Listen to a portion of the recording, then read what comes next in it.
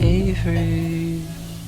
Today I'll be filming a classic vlog for you all. What's a classic vlog, you ask? You'll know it when you see it. It's Vlogmas Day 12. I have done a daily dozen of videos, and if you're wondering where days 2 through 11 are because you've only seen 1 and 12 on this channel, you must not be privy to the Vlogmas tier of my Patreon. We're about halfway through and I have not missed a day. Every single day there's been a video. I recorded one of my love letters yesterday. I did a December favorites. I filmed a work day at my new part-time job, and that's all over there at patreon.com/Katherout for you. The Vlogmas tier is $3 for the whole month, so you'll already have 10 more videos to watch and then another 10 plus the rest of the month, and any of the tiers give you access to Vlogmas. $3 is just the entry point. If that's not financially feasible for you, DM me on Instagram and we'll figure something out. My days have been starting pretty late here.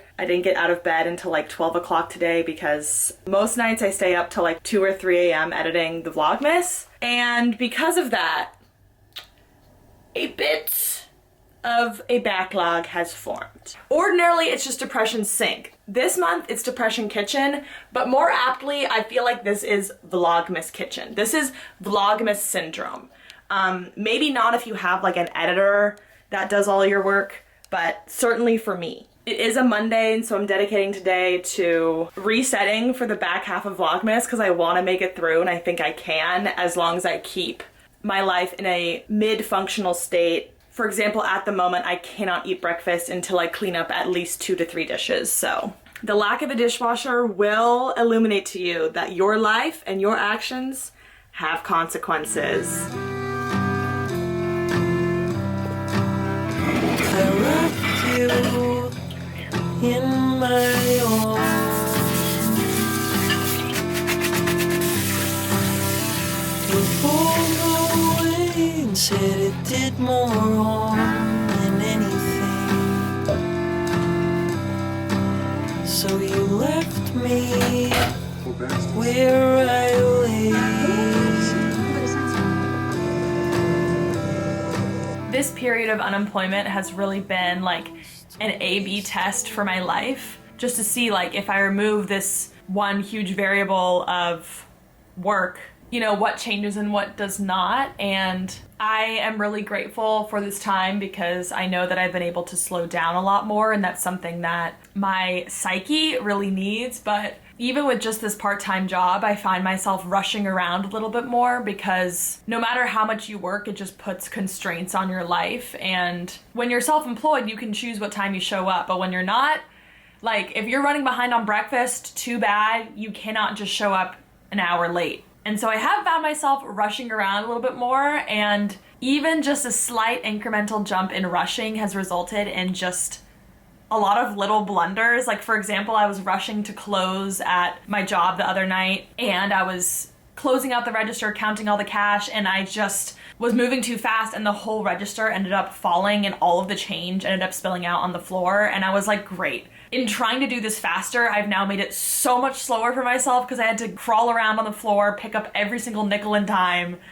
It felt so symbolic of just the calamities of rushing. Rushing around is how you get small little injuries that take you out for a little while. Not to enforce the carceral system, but rushing around, like life will hand you non-traffic related speeding tickets. Like you will have consequences for moving too fast. And as I start to think about applying to more full-time work in the new year, that's something I really want to keep in mind.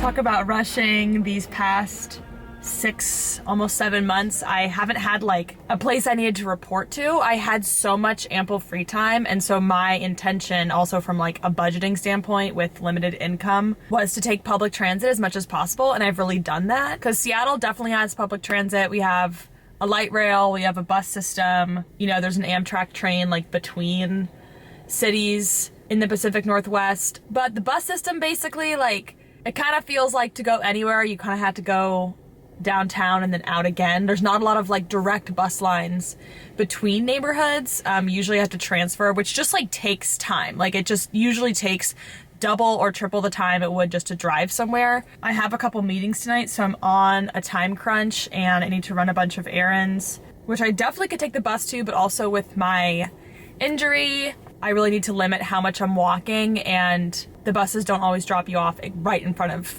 the random store you need to go to. So I'm in a gig car because I don't have a car here. And to me, it's like the best replacement for Uber. Ubers and Lyfts are just like so insanely expensive in Seattle, like minimum $30 to $40 to go anywhere, it feels like, versus a gig car, it's like 50 cents a minute.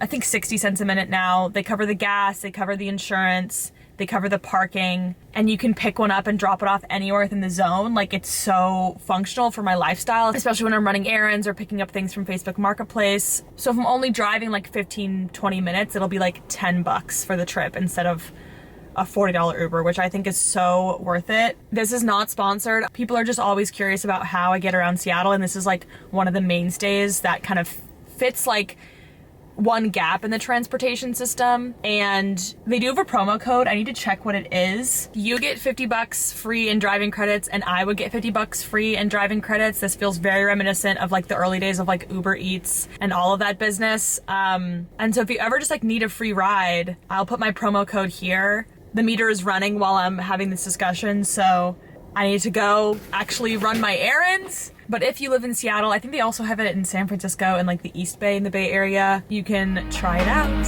I've been waiting around. It's not too late now. I'm happy to see you being closer, and with people around you, all the new friends.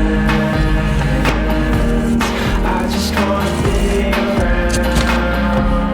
Really wanna show you. Just a couple more errands I need to run. I have an hour and 7 minutes till my call starts.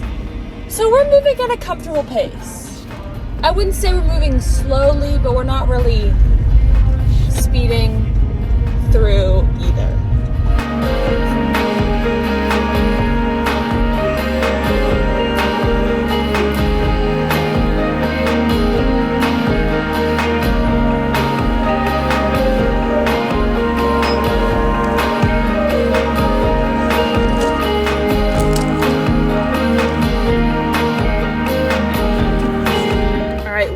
Scooted and booted, and now it's time to get home, especially because it is 4:06 and the sun sets in 11 minutes.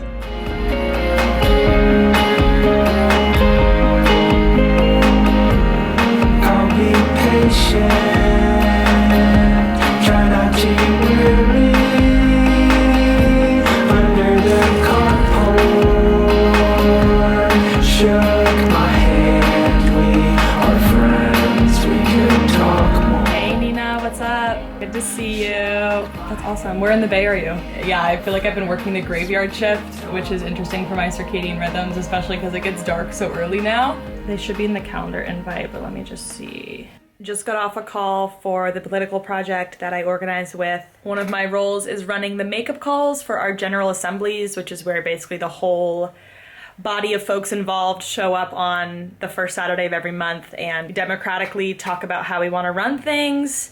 So it was very lovely, very quick. Now I'm going to do some research for a photo shoot I'm doing for the launch of my podcast. It has a title. Its cover art is being worked on by the best artist, @literally_st on Instagram. I'll link their stuff down below. And I've decided that ordinarily for most creative things, I just take it all on myself because I like executing the vision. But in this case, I'm like, I actually want to entrust another creative, a photographer, with crafting what I want, because I just think, first of all, it's fun to collaborate. Second of all, at times it's good to like invest, you know, like I'm not going to get ROI on this photo shoot. Like I'm really not going to be making money from the podcast. So it's not like it's going to pay off to, you know, put down a few $100s for it. But I'm taking it really seriously because it's been budding over the last year. I soft launched the podcast on my Patreon and put out like 7 or 8 episodes. So if you want to listen now, that's on the $3 vlogmas tier too. If not, January is when you'll see the first episode drop, and Instagram tends to be the place that I will publish new announcements, so follow me there. It's at Katherout to get notified.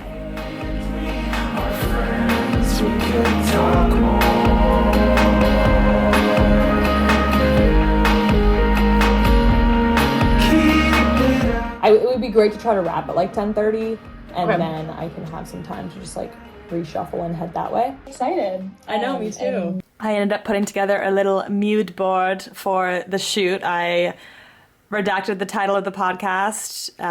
That'll be saved for the launch. But she asked me a few questions, so I just kind of took a bunch of photos off of Instagram. You might see Miss Elena here. I love the photos she gets inside of her apartment. Grace Doherty is just like great. This motherfucking girl I'm obsessed with. She lives in Paris. She is so chic and wonderful. Like, oh my god, like that is what I want to look like. And here's a couple shots the photographer has already taken, so I'm stoked.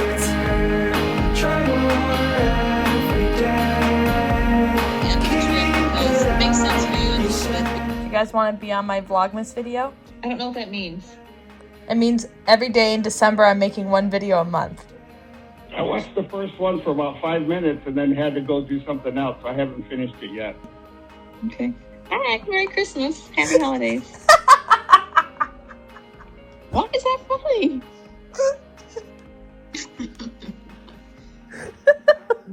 That's so funny. Merry Christmas, Catherine. Happy Vlogmas. Vlogmas. That time of year. Love you. Bye. Bye. I have been laid to rest for the night.